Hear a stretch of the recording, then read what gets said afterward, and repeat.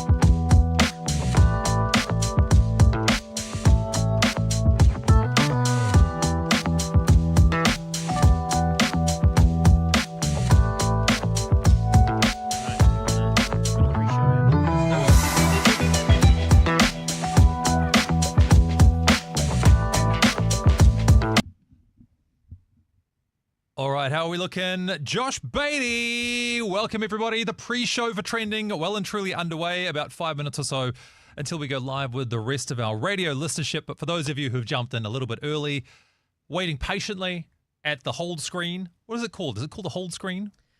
It's called the Standby Overlay. The Standby Overlay. That feels like a great name for an album.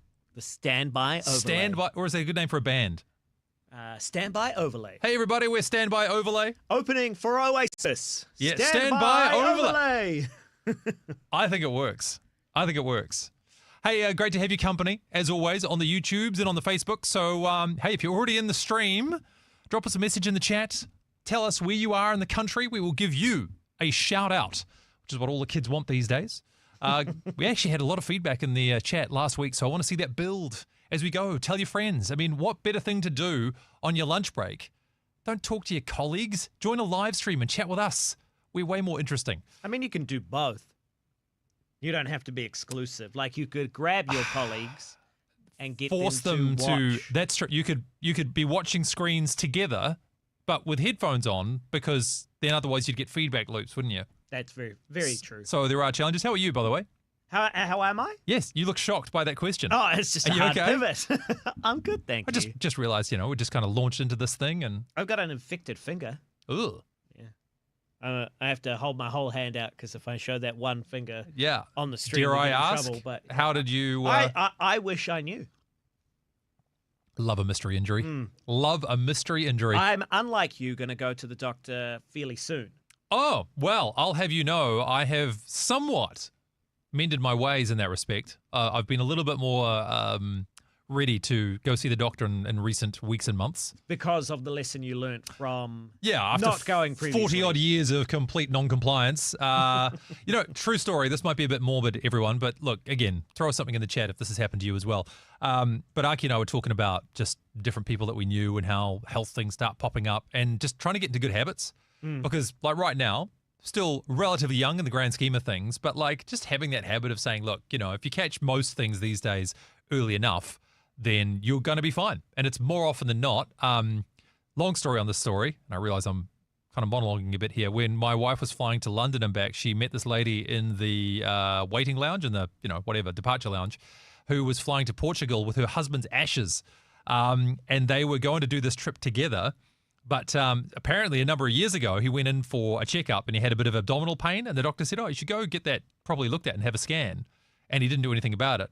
And then 2 years later, he goes back to see the doctor complaining that, things are still not good. Finally gets the scan and the doctor's literally said to him, told you should have got that looked at. So, all to say... I mean, it's a good story because it's a sharp reality check. Yeah. So we're trying to be a little bit more like, okay, let's just get into the habit of like checkups and things like that. Like I did some blood tests and things for things like cholesterol and all that kind of boring stuff you have to do when you're advancing in years. So all to say, Josh, I'm trying to be better about that kind of thing. I'm proud of you. Thanks, man. That means a lot. How far are we away from live? We are, is that actually? Oh, no, the news is playing right now. Okay, so 1:35 left on that, plus a bit of weather. So let's say 2 minutes. 2 minutes, everybody. 2 minutes and change. Again, jump in on the chat, say hi, let us know where you're watching from. Do we want to give a little bit of a teaser as to what good idea. Is trending? Alrighty. Anyone got any guesses before we jump? You got about 10 seconds. I'm going to let you type it in. 9, 8, 7, 6, 5, 4, 3. We do have a comment from Brian, but hey, Brian. Brian has also left a comment in a language I'm not familiar with. So, well, that is looks like it's probably Spanish. Hola. There you go. Muchacho. It ends with amen. So, okay. I'm hoping it's quite encouraging, which I imagine. I choose to believe so. I mean, I've never met a rough and horrible Brian. No, there's a Brian who works here who is genuinely one of the nicest people you ever meet. Some would say too nice. Maybe he's hiding something.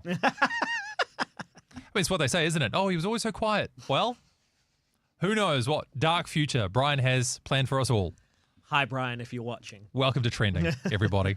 So we've got about a minute or so to go on this one. All right, let me tell you what we've got going on. Well, there's some fascinating stories. Actually, one regarding relationships and the increasing number of Kiwis divorcing later in life. Now, this one isn't taken directly from the Google Trends. This is from the on-site stats on One News. But this was the most popular news story at one point through the week on the One News website. So I thought that bared talking about today. Also, of course, don't you worry, guys. We are going to talk about Fat Man Scoop. I did not like. No. Is there anything better than the incredulousness you get from somebody who somebody like this dies? And they're like, oh, you don't know. I am thankful to Trending that it does upskill me in a lot of cultural, current affairs, etc. But around the office, when both of us mentioned no idea who Fat Man Scoop is, we were met with derision. Like aghast. Yeah, there was like a sudden drop in air pressure as everyone inhaled at the same time, including Peter Shaw from Star. No, really? No, of course not. Are you kidding me? There's no way. All right, guys, we're about 20 seconds away, so we're going to switch over to live. Thank you for joining us. Always a pleasure to have your company. When you hear us again, we will be speaking to our wider radio audience, but just remember, you're our favorite. You might want to just flip over.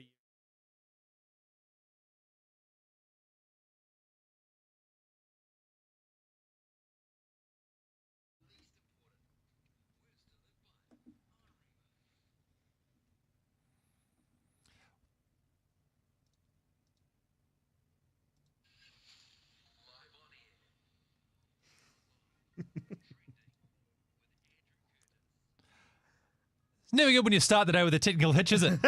Welcome to the show, everybody. Trending, your favorite news and current affairs show for the week. Do you want to know what happened? Well, you only get the facial expression that accompanied said mishap when you're watching via the stream. Hello to everybody on the stream. Hello if you're listening the traditional way. But by the way, if you do watch via the stream, you get to see a face I've never seen Andrew make before. That was one of mystery and panic and what is going on. Yeah, so all to say, little bit of a technical hitch, didn't have the right music bed ready to go, so I had to juggle some stuff around. But nevertheless, here we are. But this is what happens with live TV and radio. This, well, technically not TV, but it is, of course, streamed on the interweb. So look, before we get into the finer details, yes, I am Andrew Curtis. Joining me is producer Josh Beatty. So welcome along today. And we would love to hear from you guys as the show progresses. That's right. Get in touch either the traditional way, 8168 with the keyword REMA. If you are watching, however, just below, comment. We would love to hear from you. What's going on in your life? What do you expect to be trending? And any comments you have on some of the trending stories, we'd love to know your opinions. Yes, exactly. So let's sit back and relax. What we're going to do is go through the Google search results for the last week and just find out what the most popular stories were amongst Kiwis based on their search results. I always find this fascinating because it says to me, these are the stories that we wanted more information about as opposed to the stuff that we were spoon-fed. Sometimes I feel like the spoon-feeding is justified, but other times, well, it can lead you up the garden path and maybe mislead you about the things that really matter to other people around you. Sometimes the people around you are more profound and insightful than you really expected, and sometimes they are really, really not. So what is the case? This week, we are going to find out together. So thank you once again for joining us. Let's take a look at our first story for the week. Trending with Andrew Curtis.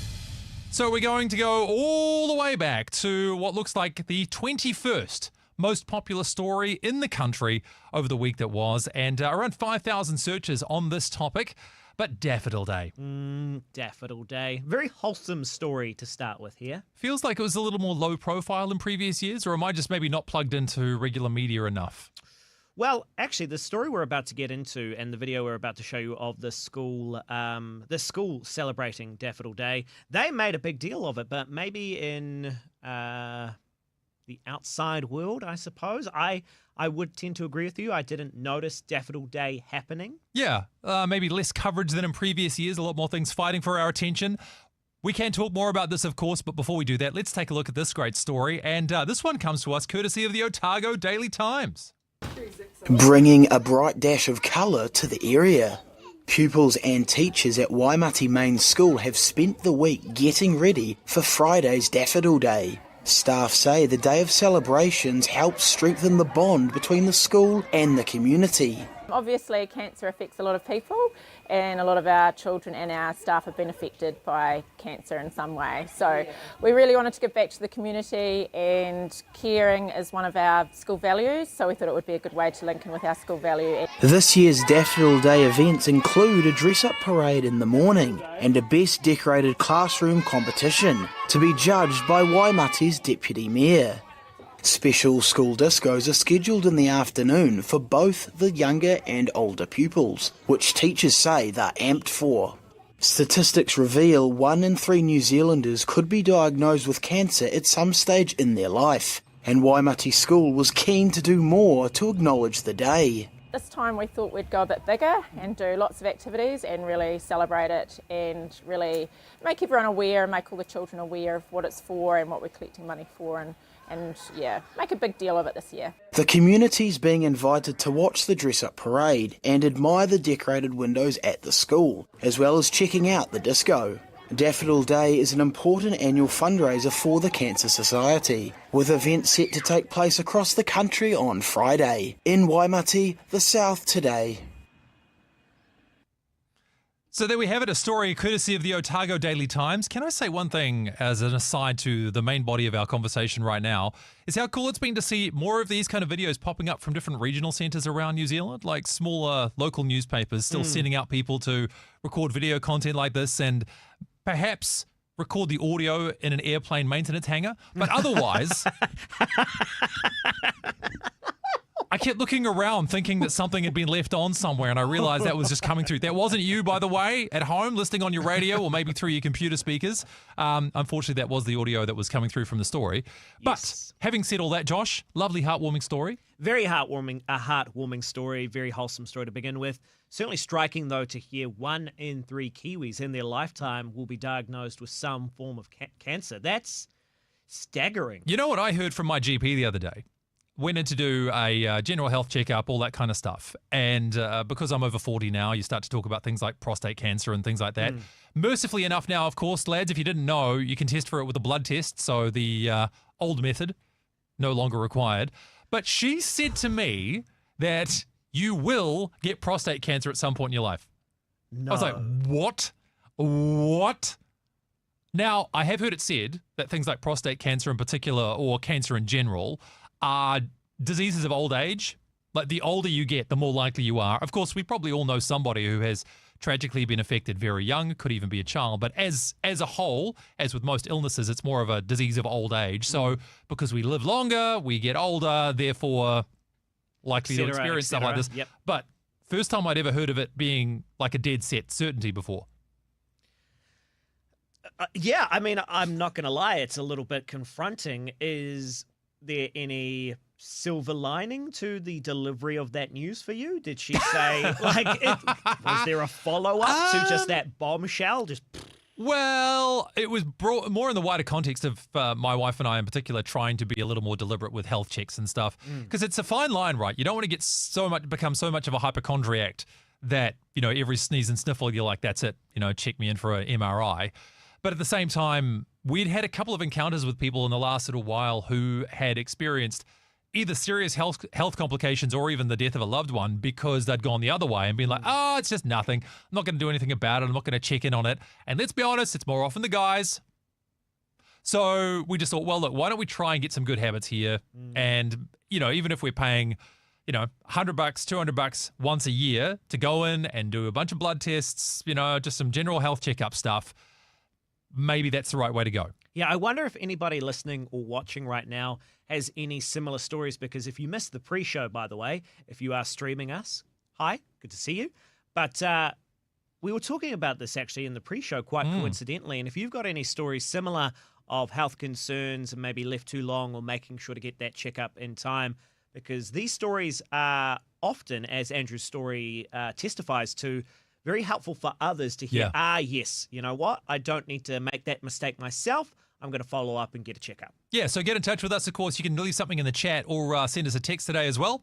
8168 with the keyword REMA. That is the traditional way, or of course down below if you are streaming. Trending with Andrew Curtis. Actually, I was going to move on, but I will say one other little thing that was a complication for Daffodil Day. I was going to wear something yellow on that day, but I realised I'm a grown man. I don't own any yellow. Actually, now that you mention it, I don't think I own a single... I have a yellow hoodie. Oh, really? Yes. And I only wear it at home because it's gaudy and hideous, Yep. but it's very warm. Well, because I was watching that video clip we played earlier on, right? And you've got all these school kids, and it suddenly struck me. Yes, school kids can wear yellow. Women of a very blessed skin tone can wear yellow. Bingo.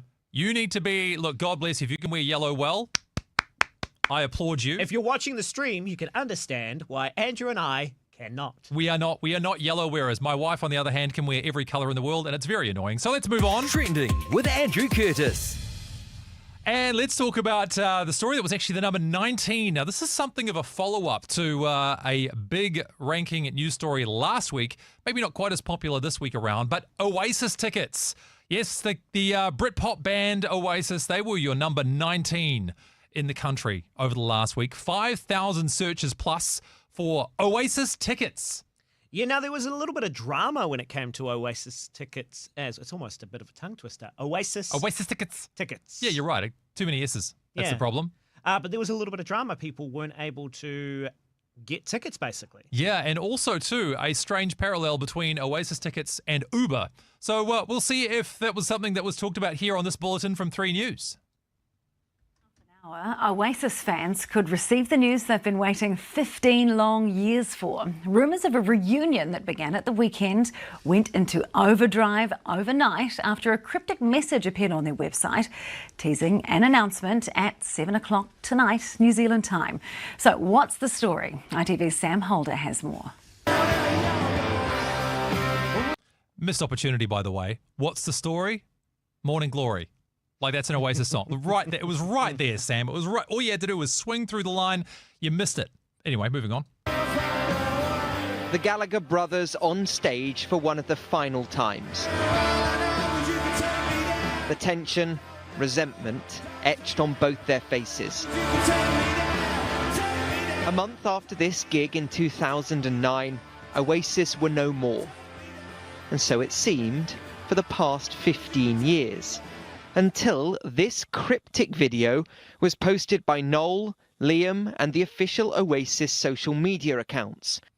Can you imagine what it would be like if our final trending before we dissolve into acrimony and resentment is captured on video and then played back for generations to come? Yeah, but of course, then we'll exploit that later in life and we'll That have is a true. reunion Yeah, and yeah, everybody yeah. will go bonkers. That's right. We'll bury the hatchet and we're like, come on, we want the original cast of Trending before Simon Barnett took over with Phil Gifford.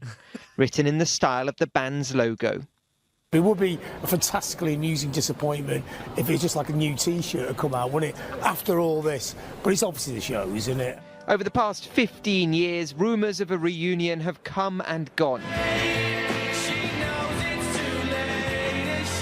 The Gallaghers' relationship is notoriously stormy, but recently there seems to have been a warming of relations, or a gentle goading, depending on interpretation.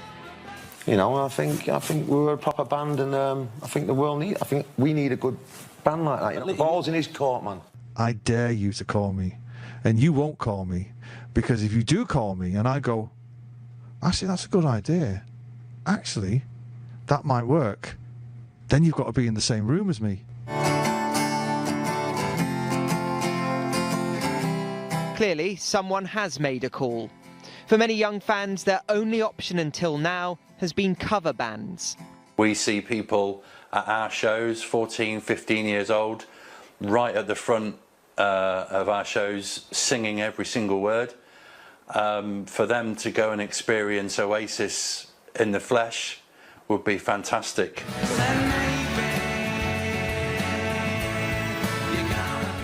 The rumours are they'll play Wembley Stadium, Heaton Park, and even headline Glastonbury.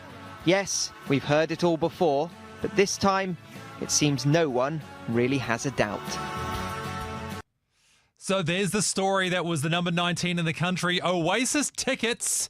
And I'd interrupted that story too many times to do it again, but let's just say the music reporter that was featured in that story, if you were watching the stream, he had to be a music reporter There's no other job you could have with that haircut. He was not a sports reporter. No, he was not covering the weather. He is not a political analyst for CNN.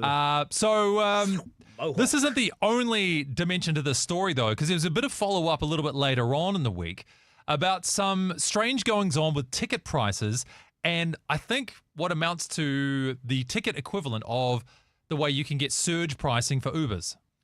Okay, so explain, because I understand that the tickets originally went on sale for a amount of £74. Yes. About 155 New Zealand dollar. Yeah. But then rose to £506. That's over $1,000 New Zealand. Yeah, absolutely. And it's something that's been done in conjunction with what is becoming the bogeyman of the music industry, Ticketmaster.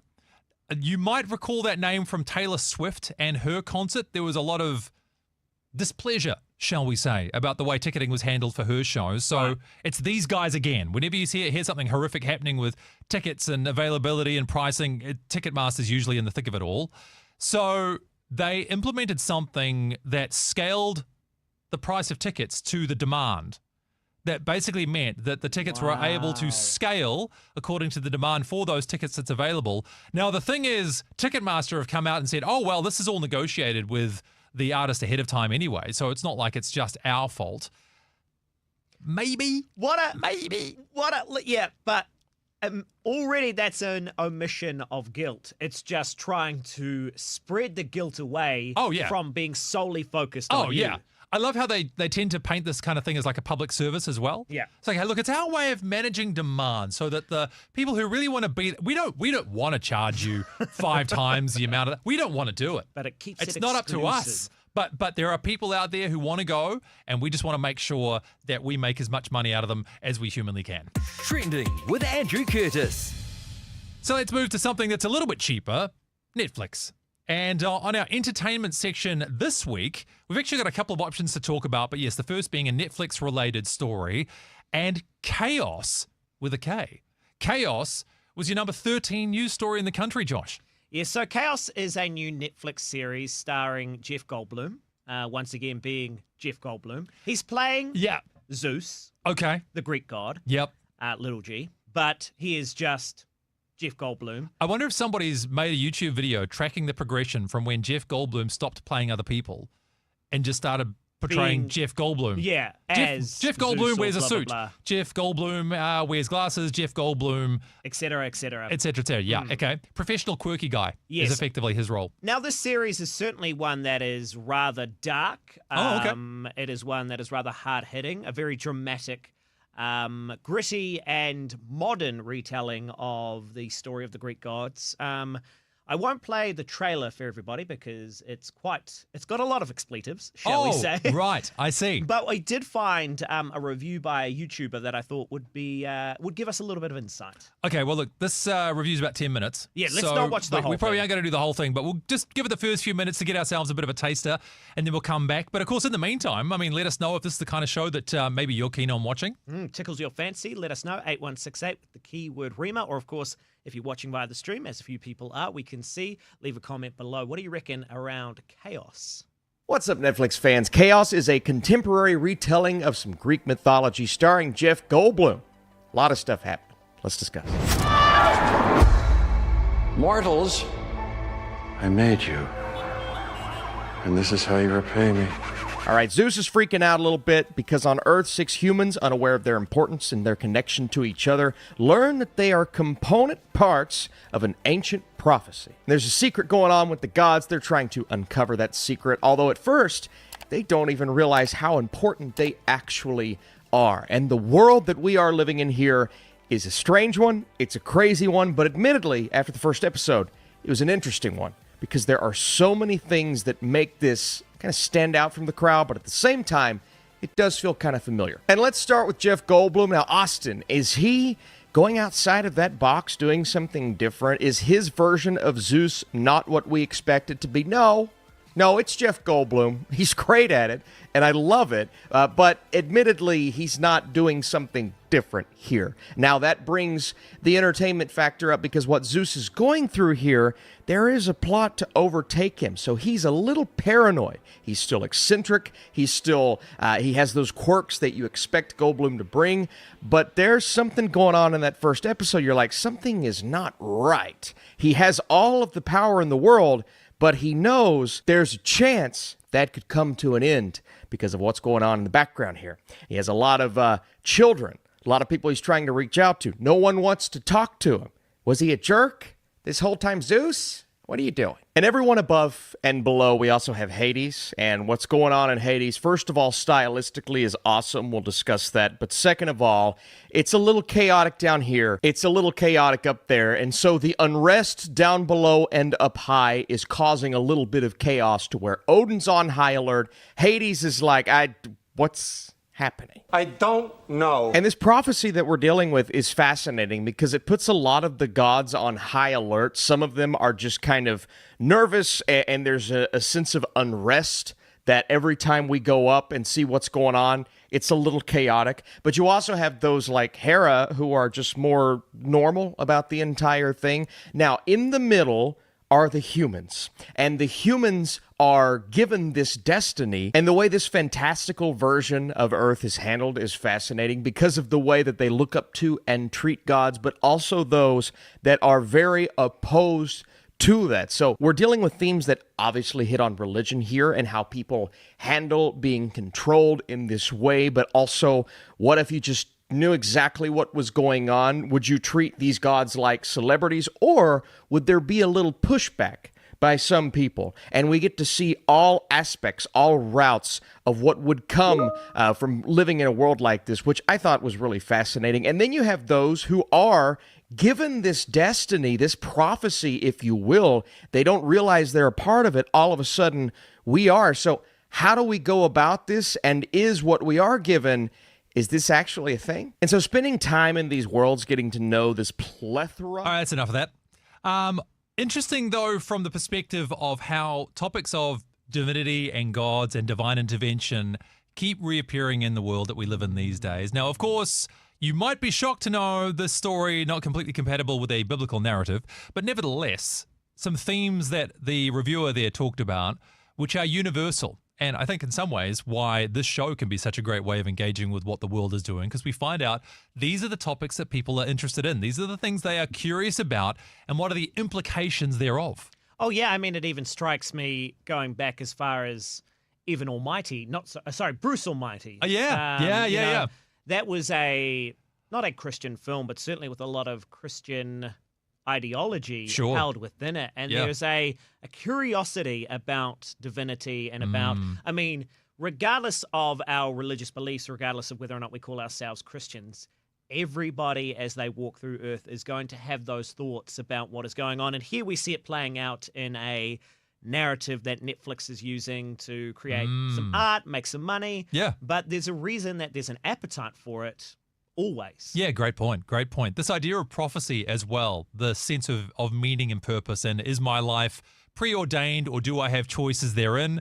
I mean, we wrestle with those enough within the Christian community as well, but there's obviously a hunger for it, enough at least for Netflix to invest money in producing a show like this one. And again, this was the 13th most popular topic in the country over the last week, so maybe be prepared for a few conversations around these lines around the water cooler at work.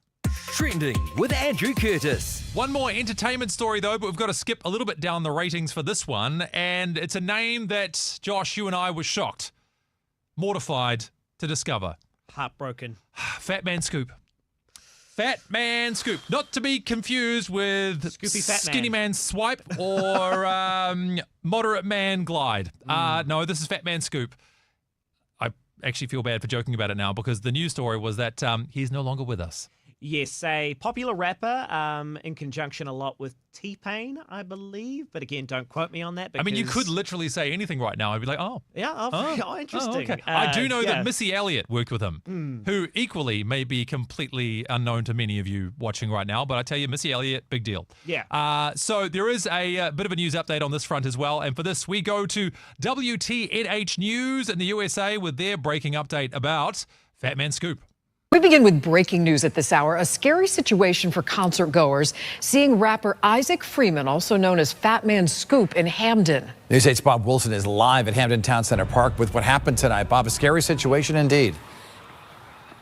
A very scary situation. Right now, they've broken it down. The crowd has dispersed, but take a look at what it looked like. This is video from Facebook. A couple of viewers sent us in, and it's amazing to see the large crowds, a lot of exciting people out there, just enjoying the show, a good vibe. And then somewhere around 8:30, we're told, a Fat Man Scoop was rapping, and then he just went down, collapsed. And then you see him, and there's another video of him being taken backstage, and he's kind of behind the DJ booth. There's a big screen up there, and you can see them doing chest compression, CPR on him, while the medical paramedics were called. And there was a circle around him, and they were saying a prayer. They were praying over him as they were working on him, and then paramedics took him to the hospital. The mayor has posted on social media saying he did collapse. They do not know his outcome at this point, but he was taken to the hospital. We're going to stay on this story for you as they continue to break down the stage. We'll continue to get a medical update as soon as it becomes available. But right now, they've been praying for Fat Man Scoop as he was taken to the hospital, collapsed during this free concert series. I'm Bob Wilson reporting live in Hamden, News 8. And of course, turned out that he had in fact passed away. So Fat Man Scoop, quite the legacy in music. Maybe you can let us know if you've got a favourite Fat Man Scoop song. Yeah, if you do know Fat Man Scoop and maybe affected by the loss of his life, feel free to get in touch, 8168 with the keyword Rima. That's the texter, of course. Feel free to leave a comment below if you are watching via the stream. Trending with Andrew Curtis. Now, for this next story, we're going to pivot a little bit outside from Google search terms and instead go to some of our major news providers and find out what was going on within their little media ecosystem. Because, of course, sometimes they'll present a story that we would have not otherwise thought to search for, and yet it piques our interest. And the number one story on One News, a fascinating topic, in fact, for discussion, which we'd love to get your thoughts on today, but this idea of the increasing number of Kiwi couples divorcing later in life. This was the number one news story at one point on the One News website. Why do you think so, Andrew, that this piqued our curiosity? Is this because it's a narrative that maybe flies in the face of conventional thought? I think where relationships are heading is always interesting to people. There is a reluctance in a lot of circles to get married. And so if I do get married, what are the chances of me staying with that person? And I think that the example set by older generations is the one that younger ones look to say, okay, is this a good idea or not? And I think maybe some of them going, well, okay, if I'm likely to get divorced anyway, what's the point? Right. Maybe. No, that makes a lot of sense in terms of interpreting whether or not this is worthwhile by looking forward at other examples of said thing and then evaluating. Yeah, that's fair enough. Yeah, well, let's see what One News had to say. This was their story that, again, was the number one, the most popular news story on the One News website, talking about the increasing number of Kiwi couples who are divorcing later in life. For many, a 50th birthday is a major milestone in life, but for an increasing number, it's the age where people are starting to consider ending a marriage. This phenomenon, known as grey divorce, is on the rise among Kiwi couples, with nearly 40% of all divorces last year among people aged 50 and over. Here to unpack is divorce coach Bridget Jackson from Equal X's. Bridget, good morning. Thank you for coming in. Good morning. Thank you. It's great to be here. Yeah, 40%. What's behind the increase in numbers of our older people divorcing? Well, I think the issue really comes back to COVID times. So people don't just leave instantly, generally. So I think what is happening is that people are going, I've got 20 summers left and I'm not happy in this relationship, so I'm going to leave. And it's predominantly women. 70% of women actually initiate separations. And what trends have you noticed with your clients? Are you seeing that it is women? Yeah, absolutely, 100%. Painting the picture in terms of the silver separations or the grey divorce. You know, they've been together for 30 years, sort of 29 to 35 years, and they're going, I don't want to be in this relationship anymore. You know, they've grown apart. Children have left home, and yeah, they want peace. And you know, people aren't aligned. For example, coming to retirement age, one party may want to stay at home, where the other party wants to actually go travelling.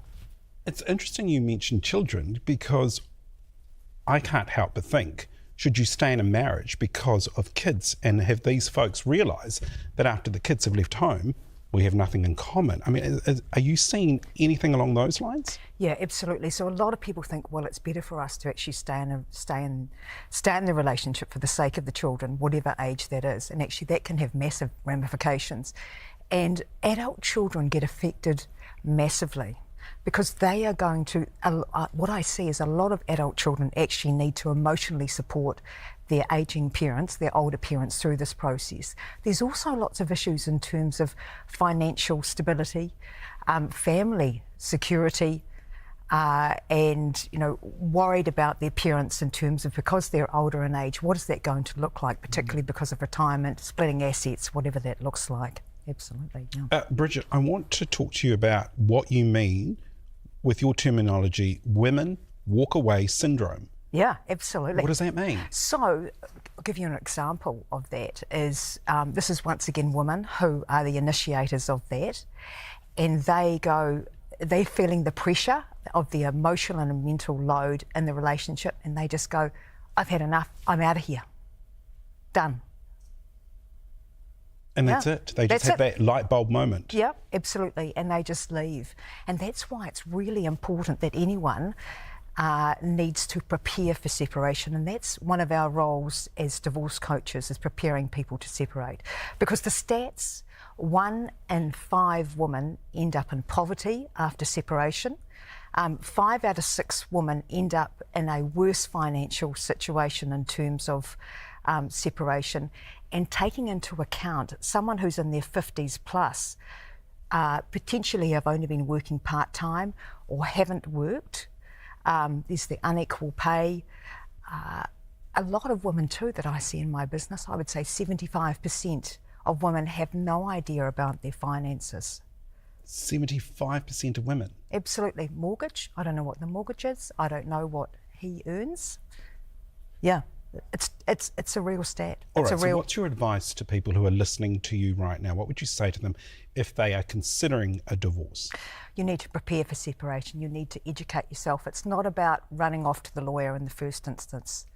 It really is finding yourself a divorce coach who can help you prepare in terms of how to have that conversation, because you want to ensure, our role is to help you separate with dignity. How do you tell your partner you're going to separate? How do you tell the children? Knowing what you own and owe. What are your assets? What are your liabilities? Evidence and documentation in relation to that. Making sure that you've got your hand in some sort of work, whether that's in a charity perspective or whether that's part-time, because at the end of the day, if you've been out of the workforce for several years, it's very, very difficult. So planning all of that, or even upskilling, if you want to study something else, don't just leave. Make sure that you do it the right way. Bridget, many of our viewers just quickly have asked, what's the process? How long can you divorce? Can you do it straight away? Can you just explain to us? Well, every scenario is different. You can do whatever, you can do. It takes as long as it will take, and it depends on people's actions and behaviours. Remembering that you can only be responsible for the way that you behave, your actions and beliefs. You can't change anyone else's. You can only change yours. So, and obviously the dissolution process 2 years after you've separated. But a lot of people end up not doing that, for whatever reason that may be. Bridget Jackson, really appreciate your time this morning. Thank you very much. Thank you. So that could be quite a shock to you if you've only just tuned into Rima in the last couple of moments and wondered why we are playing a conversation around how to get a divorce. The reason is this story and the clip that you've just heard or watched, if you're with us on the live stream right now, was the #1 news story in the country on the One News website. Increasing number of Kiwi couples divorcing later in life, and the stat that it showed 39% of divorces are occurring in those who are 50 years plus. Yeah, interestingly, Bridget's got an in touch via the stream. Hi, Bridget. Thanks for watching. She says, quite confronting. I would be interested to know what the stats are within Christian communities. Well, I think I can tell you, Bridget, off the top of my head, one of the things that can be most shocking in broad strokes, if you look at, say, Pew Research, they do a lot of work into comparing, say, what the Christian community is like compared to the unchurched, for want of a better term. The stats are not always that different at a baseline. At a baseline level, tend to mirror one another. There are certain stats, though, in regards to those who pray regularly together, who go to church regularly together, that the divorce rate plummets. Also, lower numbers of sexual partners before marriage as well can have an effect on how likely somebody is to get a divorce. So that can have an effect. So particularly around church attendance and prayer and such as well, can lower your risk. But I'm pretty confident if you were to look at it in broad terms, you'd see the rates probably relatively similar. Well, it also feels like we should give the caveat there is no silver bullet, right? It's not. You shouldn't end a marriage with a silver bullet. That's right. That's a whole other problem, which is quite illegal. Oh, dear. Yeah, let's not go down that rabbit hole. But the idea that we went to church regularly, we prayed together regularly, therefore this can't be happening. Well, look, I mean, I have seen certain examples too of people believing that, because we are both Christians, therefore our marriage will work out. And anyone who has a successful relationship will tell you that there are still behaviors that you need to learn about yourself that are not conducive to a healthy relationship. Also, patterns of dealing with conflict and all that kind of thing. Those things are not magically dealt with just by being a Christian. You right there, mate? Yeah, if anybody's watching the stream, they might be thinking that this story has got me quite emotional, which I certainly want to, give it the weight it deserves. But I've also just got something in my eye. So the camera keeps cutting to me and I'm like wiping a tear away from my eye. I've got something in my eye, I swear. It's okay. It's your finger. I can see it. I can see it from here. Okay. Look, but would love to know your thoughts on this one as well, as we looked at these stats that show, again, 39.9%. Now, that is up 7.1% in the last 10 years as well for those aged 50 plus who are getting divorces.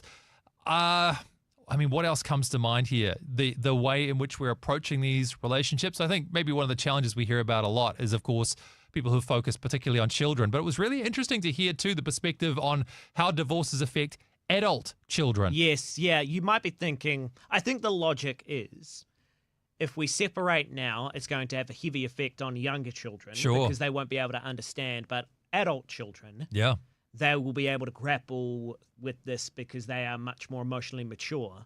So I also wonder, Andrew, about as a child of divorced parents, actually when I was older, one thing personally that triggers for me is the thought that were you the only reason they were together for that period of time? And therefore, you start carrying around narratives like that, which I worked through with a therapist, which was very helpful, just to go only slightly into that journey kind of thing. But I think it's quite eye-opening to hear that maybe that narrative is incorrect, that don't do it when they're young because that'll be damaging. When they're older, they'll be able to deal with it. Yeah, it's just generally bad all round. Yeah. I would encourage you guys to check out an article now. Off the top of my head, I think it was on the Spectator magazine by a writer by the name of Bridget Fetasy. Her last name, Pheatsy. And she talked about the impact of divorce and the fact that she now, even as a parent at the age of 40 plus, is dealing with the consequences thereof. Because she said even now, for example, she has to manage the fallout between having two different parents with two different sets of, what do you call them now?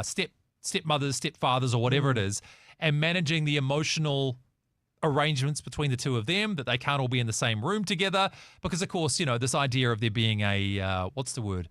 A divorce on good terms is something that I think Hollywood has equal divorce tried to publicize. Doesn't always work like that. Can work like that, sure, okay, but also sometimes occasions where it is messy and there is still a lot of unresolved hurt, and then of course that spills over into children and such as well. So absolutely. I'm sorry to interrupt you there, You're Andrew. right. I just wanted to confirm the Spectator World, thespectator.com, the article that you mentioned, that is exactly where you should go to find it. Just did a quick Google for you. Bam. And that is why we do this job, everybody.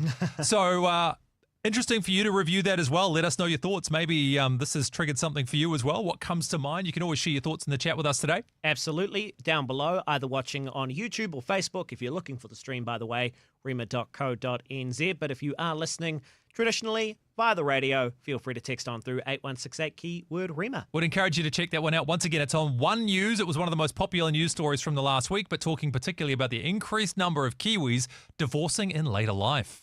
Trending with Andrew Curtis. Moving now to something completely different, and this was inspired by a story that maybe wasn't the most popular in terms of search terms, but certainly generated a lot of social media buzz. So we have a question for you this afternoon. That's right. Head to the the Rima Facebook page, because we've chucked up a bit of a question for you. This is going to be a hard pivot from what we were just talking about, I'm not going to lie. What is the best thing to have on toast? Divorce does not go well with toast. In my opinion. I'm one of those people who deals with difficult situations by finding something to laugh about. If that's not your coping mechanism, then, well, that's a shame for you. It always lightens the load for me, I feel like, when we're talking about these kind of... And Andrew's made a joke. The tension just kind of falls out of the studio. We all just feel better now. Just everyone just, move your shoulders. Do whatever I'm doing right now. Is this like kind of a swan? You can only see if you're watching on the stream. That's right. So join us on YouTube or Facebook if you want to see what this move looks like, just to get rid of the tension. But yeah, what is the best thing to have on toast? This was inspired by a story that came out and was covered around a lot of the news headlines that we play regularly on Rima here and on Life FM as well and on Star. But talking about the fact that toast is no longer provided to patients in hospitals. Yes, specifically in the maternity ward to mothers who have just given birth. Yep. They cannot get not just toast anymore. A cup of tea is off the menu as well. And a few other items, so much so that a few husbands have been spotted bringing their own toasters. Can imagine like toast dealers walking up and down the wards like, psst, hey lady, do you want some toast? I got the whole grain. I got the sourdough. Buttered, unbuttered. So my other overcoat. Here we go. Rip open the Velcro. Yeah, and he definitely has all those little, when you go to the Christian little jam camps. pots. And yeah, or the Marmite. Want some jam, lady? I got some jam for you. So this is the cottage industry that is being promoted by these changes. The black market toast The black market toast dealer. Created by the Wellington hospitals. Yeah, no longer providing basic. Did you hear the reasons, though, for this? Budget reasons, right? Well, yeah, it was budget reasons. But one of the things that they actually said was that one of the reasons they don't have toast anymore is because of how much of it was consumed by guests of the patients or hospital staff. Hospital staff ate all the toast. They blew out the toast budget. And now new mothers cannot get toast because the nurses kept eating it all. Or the doctors, let us not just single out one profession. Yes, yeah. Yep, or maybe Do the we need to orderlies as feed well. our doctors and nurses better? Is that really the epidemic here? Or is it just that thing about human nature? If there's free toast on offer, you just take it, don't you? But nevertheless, we do have that question for you. So you can either send us your thoughts on Facebook or, get in touch through the stream or through text today. 8168, sorry, with the keyword Rima. I'm just actually looking at the comments on the post thus far. Oh, yeah? What have we got? Give us a couple. Okay, avocado, Marmite, and hummus. What, all together? Yeah, all bougie together. Avocado, Marmite, and hummus? Get out. All Butter right. and Marmite is a very common response. Yep, okay. Marmalade? Yes. Julie, what are you doing? Julie, I love you, my sister in Christ, but butter and Vegemite? No. Marmite, please. Oh, it's either might is really No! like one of the Are best you things. One of the best joking? things to discover is people trying to discover Vegemite or Marmite for the first time and figure out how you're supposed to eat it and thinking you spread it on the same way you would jam. No. That is a mistake you only make no. once. I tried to introduce Marmite earlier this year to an American while we were away in Queenstown. Oh yeah. Did not fancy it. Yeah, funny that. Maybe there's a clue there somewhere. But look, in the meantime, keep getting your answers through to this question to us. What would you think is the best thing to have on toast? Yeah, 8168 with the keyword Rima, or of course via the stream if you're watching down below in the comment, or find the Facebook post up at rima.co.nz. Trending with Andrew Curtis. And this is a show for hard pivots today, because going back now into the search terms that were the most popular in the country over the last week, and the Māori King, number 9, Māori King, was the 9th most popular search term in the country over the following week. More than 20,000 searches on this topic. And so before we discuss it more, let's take a look at this bulletin from Radio New Zealand. We're here on the 5th day of Kingi Tuheitia's tangi. Te Tairāwhiti is here this morning, Ngāti Porou, Ngāti Awa, Rangitane. They're here to pay respects to Kingi Tuheitia, po tātou te whero te tuawhitu. And we've also got representatives from Hawaii, as well as educators from schools in Auckland and Christchurch. And they're here before Kingi Tuheitia is taken to his final resting place on Thursday. Sweet and sour celebration, I suppose. These tamaiti living in urban settings, it's important for them to ahakoa e harapea no konei, even though they're from different parts of the motu. It's nice to come together under tūranga waiwai and to celebrate te kingi o te whakakotahitanga. And yeah, it's a great privilege to celebrate this tangihanga with them. We're so proud of te iwi Māori being Indigenous people at the forefront of the revitalisation of their Indigenous language, our taonga tuku iho, and so it's pleasing to hear other Indigenous cultures hold us in such high regard, and we've got a lot of mahi ahead of us to continue this reclamation, and these tai tamariki that have come with me today are all a part of that movement as well. E mau ana a Ngāti Porou I te kōrero a te kania takirani. E hara taku maunga hikurangi te maunga neke he maunga tūtonu mai te pō I te ao. Tōku mana notua whakaerere he ihu tō mai no te pō. Koere tana whakautu I te tonotanga kiaia ke noho eia hei kingi. Koea no koere tana whakautu, nā reira ko Ngāti Porou me ngā iwi o te Tairāwhiti kei te hara mai ki konei, ki te tautoko I te kingitanga. We're here not only out of respect for Kingi Tuheitia, but to acknowledge our whakapapa connections. You know, from Poraurangi, heke iho kia Kahungunu, heke iho kia Mahinarangi. I think the big message from Ngāti Porou is just he tuku I te aroha kia rātou, and they've got some big decisions to make in terms of who will succeed Kingi Tuheitia, and we will watch with interest. So a great update there from Radio New Zealand for the tangi for King Tuheitia. And an incredible lifetime if you think, he was 69 years old when passing away, but he really did have the ability as the Māori King to observe a real renaissance in Māori culture and Māori language throughout his lifetime. Yeah, well, the conversations within that broadcast there were around the coming together of a lot of communities celebrating, maybe for want of a better word, the revitalisation of te reo within our communities across Aotearoa, and really awesome to see that extended beyond just our native land here, New Zealand, but even Hawaii mentioned, and other communities coming from far to pay their respects as well. Yeah, and I think too, still a very important role within New Zealand. I think in the last year or two in particular, there have been discussions around things like treaty principles, but I think the broader state of the life expectancy for Māori, medical challenges, poverty challenges, and things like that, as opposed to other parts of New Zealand demographics. The Māori King and the Māori community, of course, being at the forefront of that. It'll be interesting to see when that role is passed on, how that conversation is then facilitated.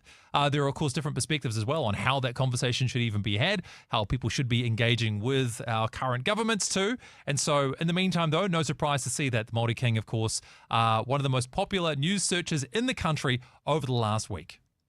Trending with Andrew Curtis.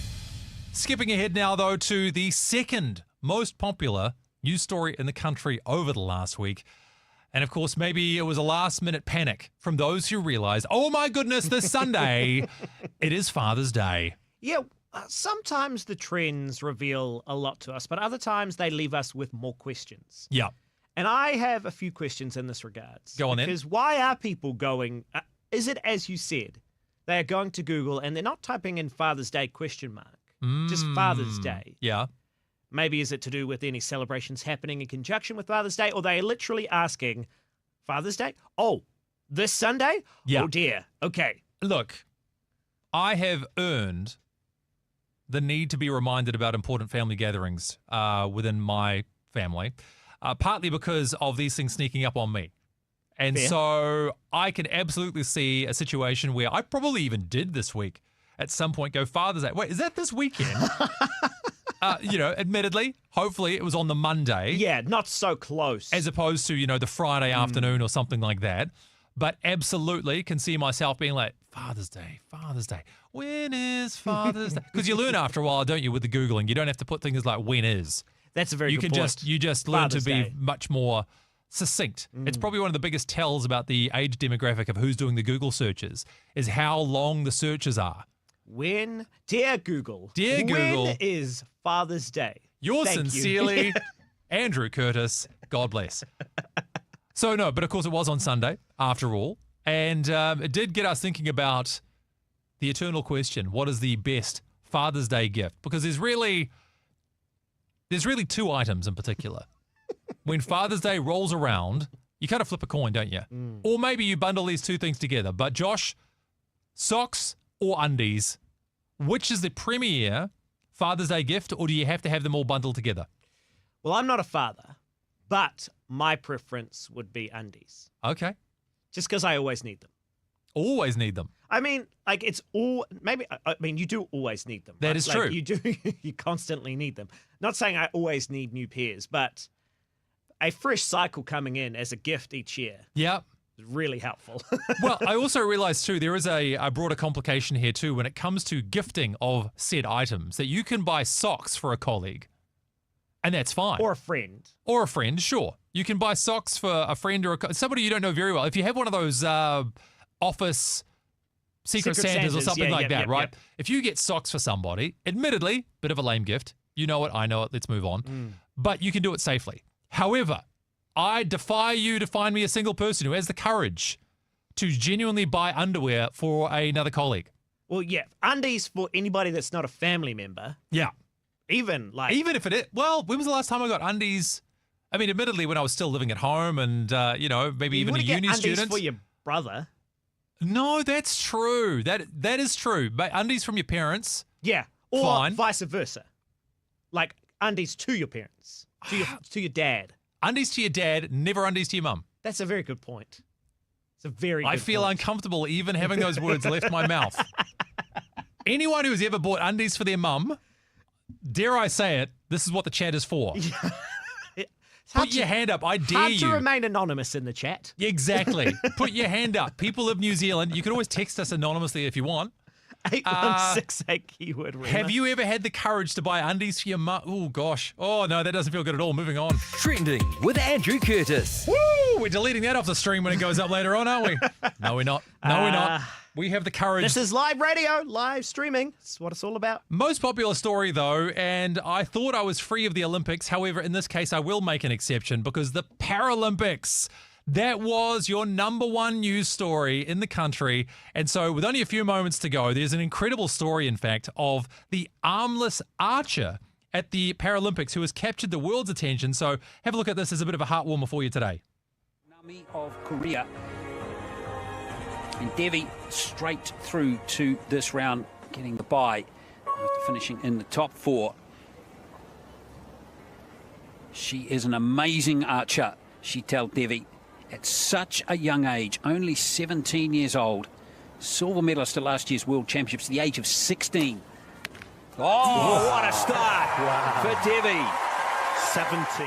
So what you were listening to there, for those who weren't able to watch us on the stream, was indeed an archer from India, Sheetal Devi. Now, she has no arms, so she has a bow and, I guess, a series of attachments that enable her to fire the bow with her feet and with her chin. It is absolutely incredible to watch. Yeah, she's gone viral for a perfect bullseye, as you saw there. Yeah. Which did only lead, unfortunately, to silver for her. Youngest, however, ever Paralympic medal winner for her country, India. But, give me a bow and arrow with two working arms. Ain't no way I'm getting a perfect bullseye in 100 years. I think for the safety of the public, we will never give you a bow and arrow, Yeah, fair, Josh. fair, I fair, think that's probably something we can all just make peace with. But look, what an incredible celebration to the Paralympics over the last little while. Also should be mentioned, by the way, there was a Kiwi who turned up in the search terms as well that were connected to the Paralympics. Danielle Aitchison. Now she's a cyclist, and she also boosted New Zealand's medal count there, I think getting a silver medal. Sorry, just to clarify, she's a sprinter, but also we've been doing pretty well in the cycling. But yes, she got a Paralympic record in the sprinting. Still, though, also, and it's just amazing to think, I mean, these athletes are amazing, earned only silver eventually in the final race for Incredible. New Zealand. But yeah, just astounding. And if you want a heartwarming story on your Wednesday to help you get over the hump, search by all means Danielle Aitchison. She is a incredible inspiration, that is for sure. And so just before we go, why don't we take a look at the trending news stories for today? Trending with Andrew Curtis. Got about 30 seconds to squeeze this one in, and you know I will. So, ladies and gentlemen, it's not trending right now, but it turned up on my breaking news, and I thought, well, I've got to share this with everyone. Will we see it in the trending news stories when we recap next week? But she's back, everybody. Tomorrow on the project, Raygun is finally breaking her silence. And she's breaking it right here on the project in a world exclusive. Do you genuinely think you are the best female breaker in Australia? Well, I think my record speaks to that. Oh, wow. That's the word I would use. There you go. The greatest breakdancer in Australia, Raygun. She's doing an interview on the project. So I think we had that in New Zealand up until very recently. Managed to hobble along in Australia even now. Do you think you're the best breakdancer in Australia? You better believe it. Wow. I mean, I imagine we'll be coming back to the story next trending. Even if it's not trending, I think we might find a way to squeeze it in. Yeah, there's a certain amount of the ability to back yourself in the presence of all obstacles that is required to rise to the top anywhere. And many of those of us who, feel like we've got the skills but haven't had the recognition, look at somebody like Raygun and say, how dare you? Well, I think that's just proven how much believing in yourself can really take you to the top, even if it might lead to a bit of a rude awakening. Though in her case, maybe not, because she doesn't appear to have awoken in any way whatsoever. Well, no, she's trying to awaken us to the reality that she is the best breaker in Australia. So will that be in the trending news stories for next week? We'll keep an eye on that one and see how we go. But we've come to the end of Wednesday's show. So thank you again for joining me today as we've looked through the most popular news stories in the country. Some really interesting grounds for conversation today. And thank you to everyone who's joined us on the stream, in the chat. Send us a text throughout today. It really would not be the same without you. So I look forward to seeing you again next Wednesday. This has been Trending. I'm Andrew Curtis. Thanks for joining us.